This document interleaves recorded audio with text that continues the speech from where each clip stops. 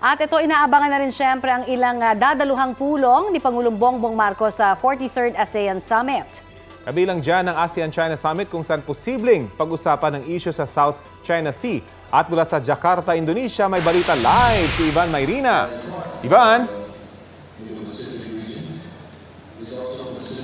Connie, Rafi, kakasiwala lamang ng plenary session ng 43rd ASEAN Summit dito sa Jakarta Convention Center dito sa Indonesia.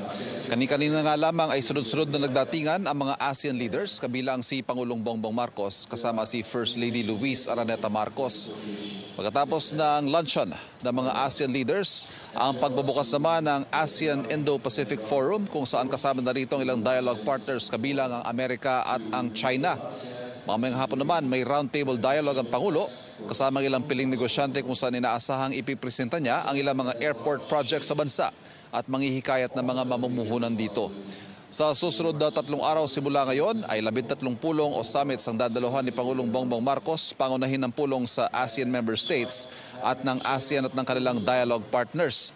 Tulad na nabanggit mo, Rafi, isa sa mga pinakaabangan ng ASEAN-China Summit kung saan inaasahang matatalakay ang issue sa South China Sea at ang isinusulong pero hindi matapos-tapos na Code of Conduct para sa rehiyon.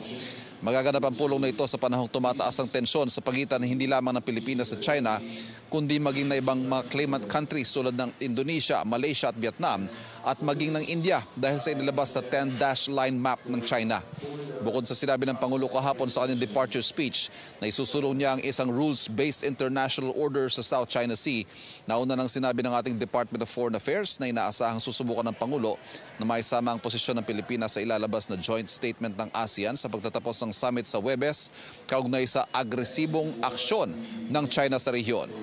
Bukod dyan, may mga mahalagang pulong din tulad ng ASEAN-US, ASEAN-India at ASEAN-Indo-Pacific at ASEAN-East Asia, kung saan matatalakay naman ang kooperasyon sa kalakalan at food security na isa sa mga mahalagang paksa ngayon para sa maraming bansa.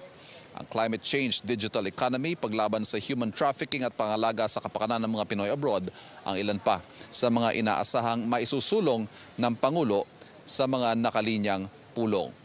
At yan ang balita ko live mula sa Indonesia para sa GMA Integrated News. Ako po si Ivan Mayrina. Balik sa iyo, Rafi, Connie. Maraming salamat, Ivan Mayrina.